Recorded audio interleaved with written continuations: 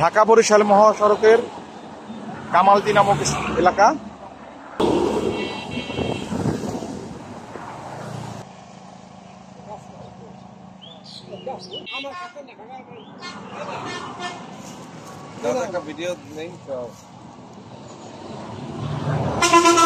পাকা পাকা বাঙ্গি, আগে আমরা ছোটবেলায় ফুটও বলতাম, এগুলো একেবারে পাকা, দেখছেন বেঁকে একবারে হলুদ হলুদ হয়ে গেছে।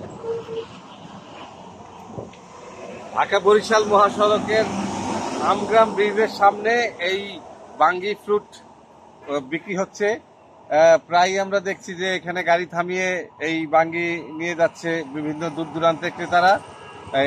এই ফ্রুটগুলি খুবই মিষ্টি, সুস্বাদু এবং এই গরমে স্বাস্থ্যের জন্য খুবই উপকারী। আপনারা অবশ্যই এই গরমের সময় এই ফ্রুট খাবেন, এটা স্বাস্থ্যের জন্য খুবই ভালো।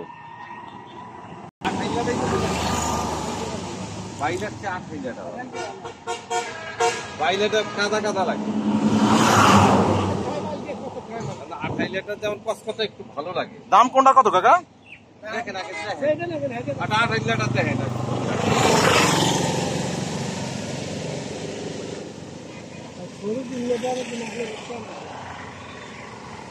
How to mother gets এটা?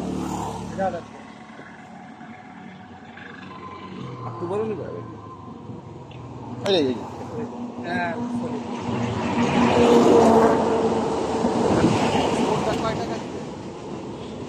দুটা সমান আর দুই কোনটা নেবে? গহন আপনি